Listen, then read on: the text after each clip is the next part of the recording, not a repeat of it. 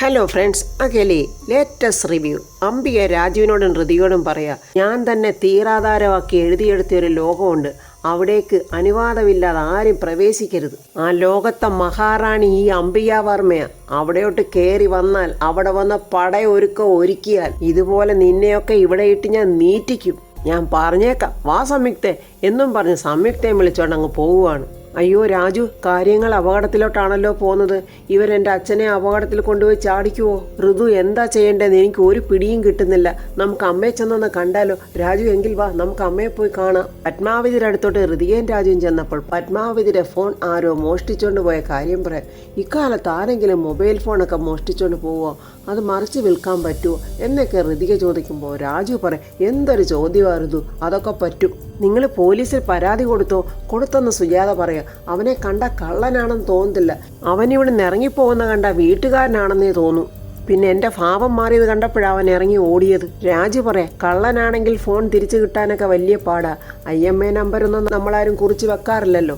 ഓരോ ഫോണിനും ഓരോ പ്രത്യേക IMEI നമ്പർ ഉണ്ടായിരിക്കും. സിം മാറ്റിയാലും അതുവഴി നെറ്റ്വർക്കിൽ വന്നാൽ ഫോൺ കണ്ടെത്താൻ പറ്റും.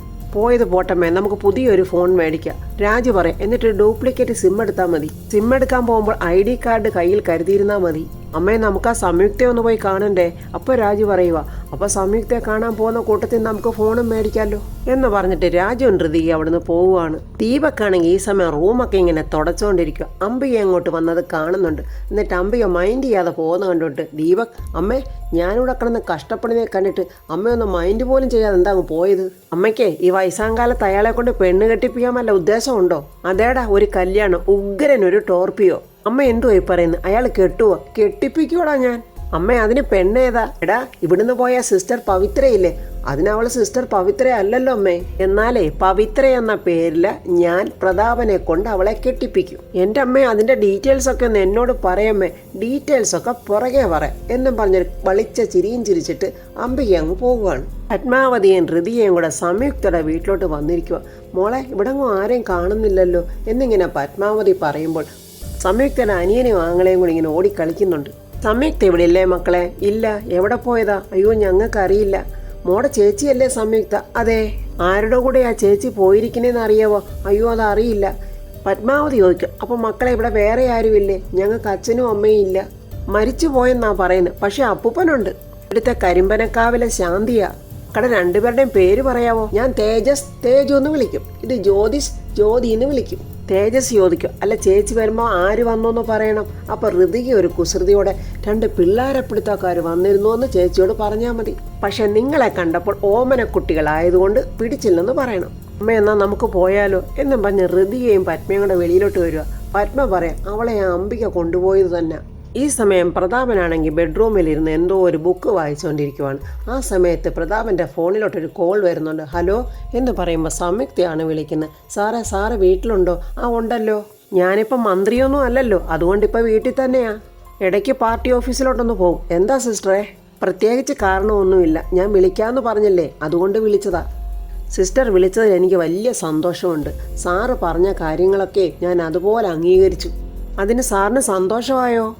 അതെന്താ സിസ്റ്ററെ അങ്ങനെ ചോദിച്ചത്? ഞാൻ സിസ്റ്ററിനെ അടിച്ചേൽപ്പിച്ചതൊന്നും അല്ലല്ലോ. ആ ഉത്തരവാദിത്വം, ആതുര സേവനവും കാരുണ്യ പ്രവർത്തനവും ഒക്കെ സിസ്റ്റർക്ക് വളരെ ഇഷ്ടമുള്ള കാര്യമാണെന്ന് തോന്നി. ഇതൊക്കെ ഡെഡിക്കേറ്റ് ആയിട്ടുള്ള ഒരാൾ ചെയ്യണമെന്ന് തോന്നി. സിസ്റ്ററുടെ ആ ശുശ്രൂഷ കൊണ്ടാണല്ലോ ഞാൻ രക്ഷപ്പെട്ടത്. അതുപോലെ പലരെയും സിസ്റ്റർക്ക് രക്ഷപ്പെടുത്താൻ കഴിയുമെന്ന് തോന്നി. അതുകൊണ്ട് തന്നെ ഫ്ലോറൻസ് നൈറ്റിംഗേൽ എന്ന ചാരിറ്റബിൾ സൊസൈറ്റിയുടെ ചുമതല പവിത്ര സിസ്റ്ററെ ഏൽപ്പിക്കാമെന്ന് വിചാരിച്ചത്. ഞാൻ എന്ത് ചെയ്യണം സാർ? എനിക്കതിൽ താല്പര്യമാണ്. അതിലൊക്കെ ഉപരി സാറിൻ്റെ സന്തോഷമാണ് എനിക്ക് പ്രധാനം. ശരിയെന്നാ ഞാൻ വെക്കട്ടെ, ഞാൻ പിന്നീട് വിളിക്കാം. പ്രതാപൻ എന്നിട്ടൊരു സംശയം, ഈ സിസ്റ്റർ എന്താ ഇങ്ങനെ വിളിച്ചു പറഞ്ഞത്? എന്തോ ഒരു പന്തികേടുള്ളതുപോലെ, ശബ്ദത്തിന് ഒരു വ്യത്യാസം. എടാ പൊട്ടം പ്രതാപ, ഇനിയെങ്കിലും നിന്റെ ബുദ്ധി ഉണർന്ന് നീ ഒന്ന് കണ്ടുപിടിക്കടാ അതെന്താണെന്ന്. എന്തോ ഒരു പന്തികേടുണ്ടല്ലോ. ഓ, എനിക്ക് വെറുതെ തോന്നിയതായിരിക്കും. അതാ നല്ലത്. നിനക്ക് അങ്ങനെ തന്നെ തോന്നുന്നതാ നല്ലത്. കിട്ടാനുള്ളത് കിട്ടാതെ കിട്ടുവാണെങ്കിലല്ലോ. അപ്പോൾ കിട്ടാനുള്ളതൊക്കെ പ്രതാപ നീ മേടിച്ച് കൂട്ടിക്കോ. ഈ സമയം ദീപക് ഒളിച്ചൊരു റൂമിലോട്ട് കയറുവാണ്. ഇവിടെ അങ്ങ് ആരുമില്ലെന്ന് കയറി നോക്കിക്കളയാ എന്നും പറഞ്ഞ് അവൻ എന്തൊക്കെയോ തപ്പിത്തടഞ്ഞ് നോക്കുന്നുണ്ട്.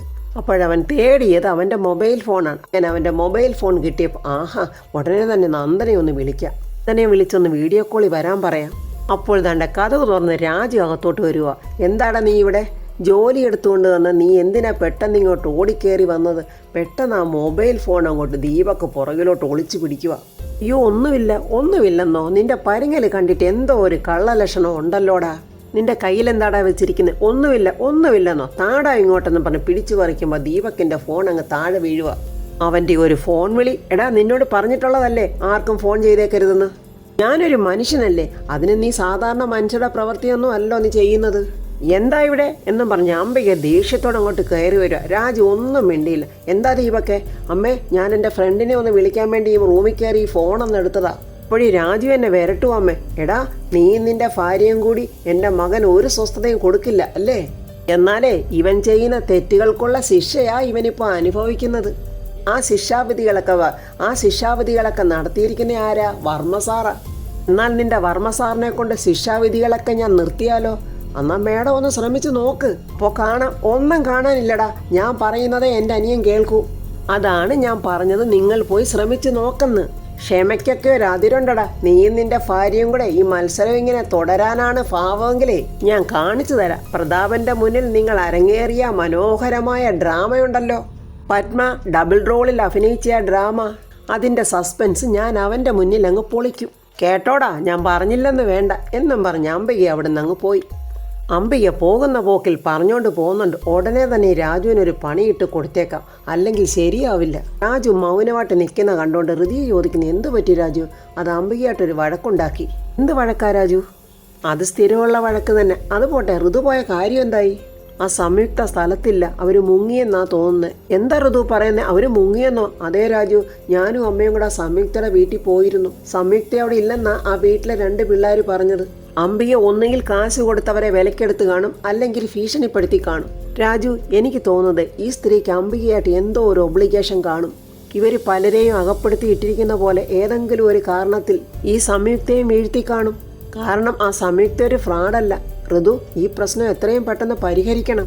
എത്രയും പെട്ടെന്ന് ഒരു വഴി കണ്ടെത്തണം, അല്ലെങ്കിൽ ആ അംബിക നമ്മുടെ തലയ്ക്ക് വില പറയും. രാജുവിന് പണി കൊടുക്കണമെന്ന് തീരുമാനിച്ച അംബിക ഏതാണ്ട് രുക്മിണിയെ ഫോൺ ചെയ്ത് വിളിക്കുന്നുണ്ട്. ശ്രീലക്ഷ്മി അവിടെ ആകെ തീ പിടിച്ചിരിക്കുക. തീ ഞാൻ കൊളുത്തിയിട്ടുണ്ട് രുക്മിണി ഉണ്ടല്ലോ, ഈ അവസരം ശരിക്കും മുതലാക്കണം. ഹരീഷിനെ കൊണ്ട് ഡിവോഴ്സ് കൊടുപ്പിക്കാൻ ഒരുക്കണം. അങ്ങനെ രണ്ടിനെയും 2 വഴിക്കാക്കണം. അയ്യോ എൻ്റെ അംബികയെ, അതിനൊന്നും അവൻ സമ്മതിക്കുമെന്ന് എനിക്ക് തോന്നുന്നില്ല. എന്തോന്നാ രുക്മിണി പറയുന്നത്? അവനെ കൊണ്ട് അങ്ങനെ തോന്നിപ്പിക്കേണ്ടത് രുക്മിണിയുടെ ആവശ്യമാണ്. ഞാനൊന്ന് ശ്രമിച്ചു നോക്കാം അംബികയെ. എന്താ രുക്മിണി വിചാരിച്ചാൽ നടക്കാത്ത കാര്യമുണ്ടോ? എന്തായാലും രുക്മിണി മാക്സിമം ഒന്ന് ശ്രമിക്കും എന്നും പറഞ്ഞ് അംബിക ഒരു തീ കൊളുത്തി വിട്ടിട്ടുണ്ട്. ഈ സമയം വിഷമിച്ചിരിക്കുന്ന ശ്രീലക്ഷ്മിയുടെ അടുത്ത് രാധമ്മ പറയാം, ഒരു പ്രശ്നം ജീവിതത്തിൽ വരുമ്പോൾ നമ്മൾ തളരുകയല്ല മോളെ വേണ്ടത്. കരുത്തോടെ നേരിടണം, പ്രതികരിച്ച് നിൽക്കണം. അതെങ്ങനെയും തരണം ചെയ്യണം. ഭാര്യയും ഭർത്താവും തമ്മിൽ വഴക്കുണ്ടായാൽ ആരെങ്കിലും ഒരാൾ ക്ഷമിച്ചാലേ അതിനൊരു പരിഹാരം ഉണ്ടാവും. അല്ലാതെ 2 പേരും വാശിയോടെ നിന്നാൽ അത് കൂടുതൽ വഷളാകത്തതേ ഉള്ളൂ. അമ്മേ, അതിന് ഞാനാണോ വഴക്കുണ്ടാക്കിയത്?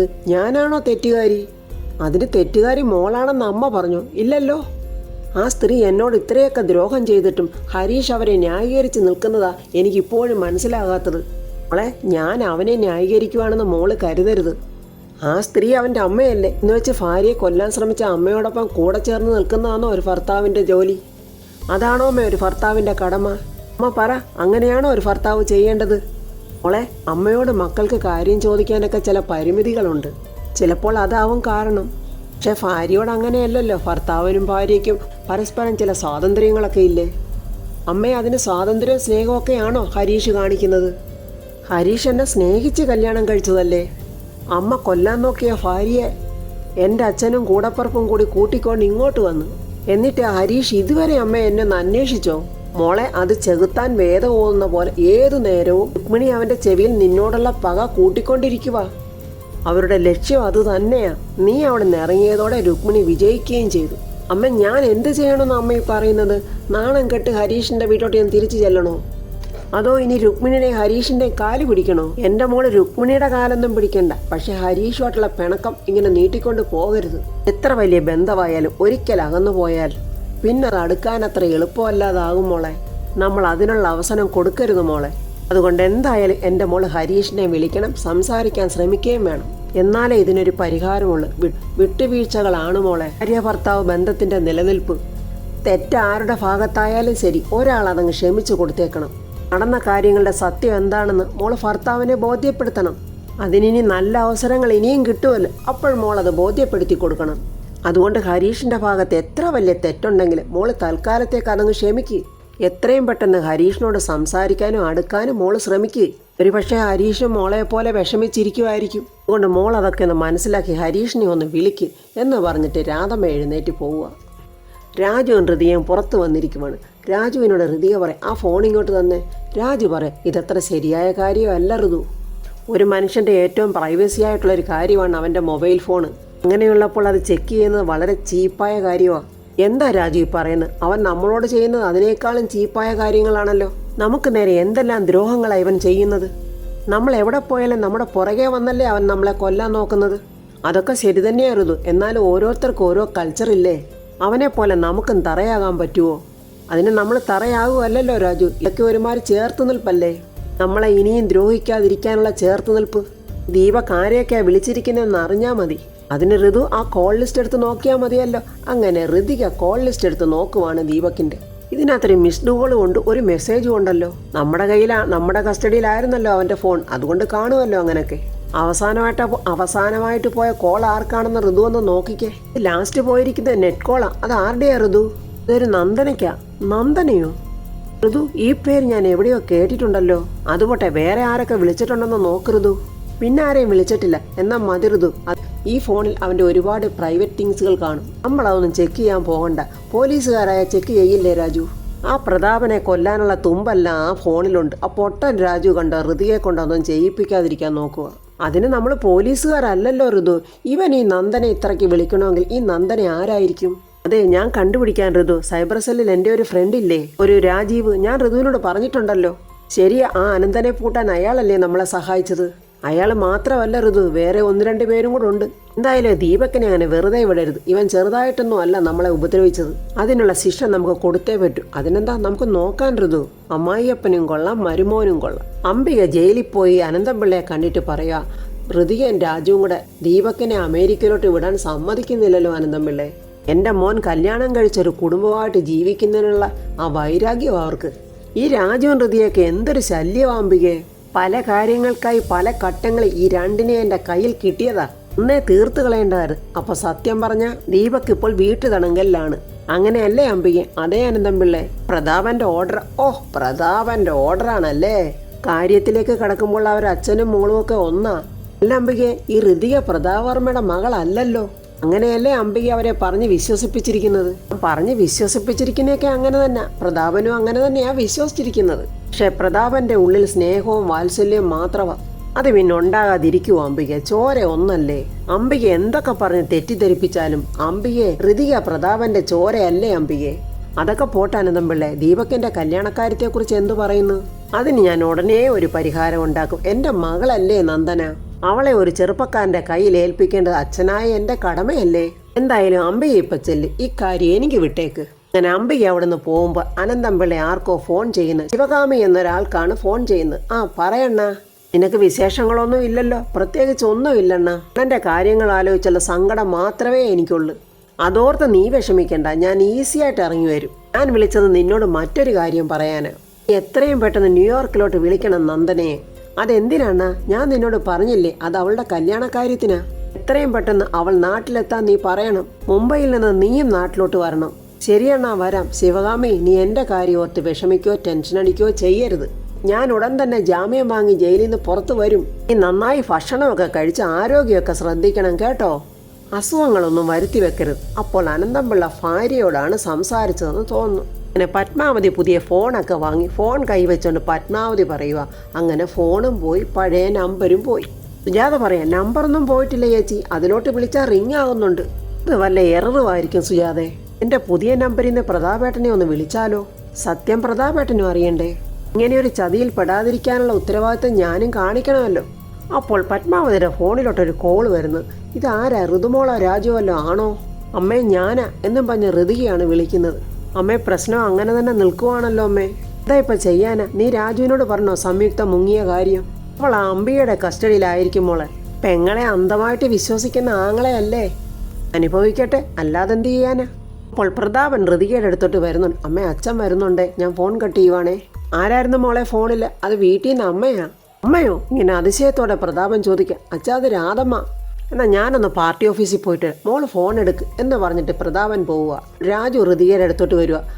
രാജു, രാധമ്മയാണ് വിളിക്കുന്നത്. രാധമ്മ, എന്താ മോളെ, പെട്ടെന്ന് ഇങ്ങോട്ടൊന്ന് വരാമോ? മോള് തനിച്ച് വന്നാൽ മതി. ശരി, ഞാൻ വരാമല്ലോ. രാജു, ഞാൻ വീട് വരെ ഒന്ന് പോയിട്ട് എളുപ്പം വരാം. രാധമ്മയ്ക്ക് എന്തോ പറയാനുണ്ടെന്ന്. അതിനെന്താ, ഞാനും വരാം. വേണ്ട രാജു, ഞാൻ ഒറ്റയ്ക്ക് ചെല്ലാനാ പറഞ്ഞത്. എന്നാ ഞാൻ പോയിട്ട് വരട്ടെ രാജു. രാധമ്മ അങ്ങനെ ഋതികയെ നോക്കി നിൽക്കുക. ദാണ്ട ഋതിക അങ്ങോട്ട് വരുന്നുണ്ട്. എന്താ രാധമ്മേ? മോളെ, ഹരീഷും ശ്രീലക്ഷ്മിയും തമ്മിലുള്ള പ്രശ്നം ഇനി ഇങ്ങനെ നീട്ടിക്കൊണ്ടു പോകാൻ പറ്റത്തില്ല. ആരെങ്കിലും ഇതിൽ ഇടപെട്ടേ പറ്റൂ. ഹരീഷിനോട് സംസാരിക്കാൻ മോൾ രാധമ്മയോടൊപ്പം ഒന്ന് വരാവോ?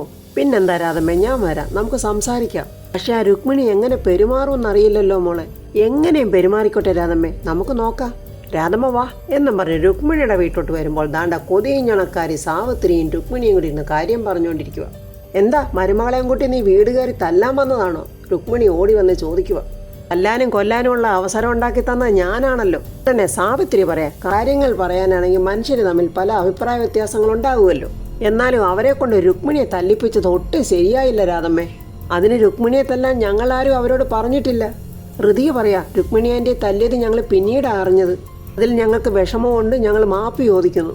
അത് കേട്ടോണ്ട് ഹരീഷ് വലിയ ദേഷ്യത്തിൽ അങ്ങോട്ട് വന്നിട്ട്, മതി നിങ്ങളുടെ മാപ്പ്. അപ്പോൾ ഫ്രണ്ട്സ്, ഹരീഷ് ഇപ്പോഴും അമ്മയുടെ മകനായിട്ട് തന്നെ ഇരിക്കുവാണ്.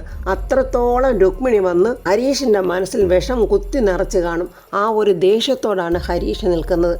അപ്പോൾ ഫ്രണ്ട്സ്, അംബിക ഇനി സംയുക്തയെ എവിടെയാണ് ഒളിപ്പിച്ച് വെച്ചിരിക്കുന്നത്? പത്മാവതിയുടെ ഫോൺ കാണാതായിരിക്കുന്നത് അംബിക എടുപ്പിച്ചതാണെന്ന് പത്മാവതിക്കോ രാജുവിനോ ഋതികയ്ക്കോ അറിയില്ല. അതുകൊണ്ട് പത്മാവതി ഇനി പ്രതാപനെ വിളിക്കുമ്പോൾ സംയുക്തയായിരിക്കും ഇനി പത്മാവതിയായിട്ട് സംസാരിക്കുന്നത് എല്ലാം. ഒന്നും അറിയാതെ രാജുവും ഋതികയും പത്മാവതിയും കാര്യങ്ങളൊക്കെ സംസാരിക്കുന്നതൊക്കെ ഈ സംയുക്തയിൽ നിന്നും അംബികയെ അറിയുകയും ചെയ്യും. അതിനുശേഷം എന്തൊക്കെയാണ് ഇനി അവിടെ നടക്കാൻ പോകുന്ന ഭൂകമ്പങ്ങളെന്നൊക്കെ നമുക്ക് അടുത്ത റിവ്യൂവിൽ കാണാം. എൻ്റെ ഈ റിവ്യൂ ഇഷ്ടപ്പെട്ട ലൈക്കും കമൻസും സബ്സ്ക്രൈബ് ചെയ്യാത്തവർ സബ്സ്ക്രൈബ് ചെയ്യണേ.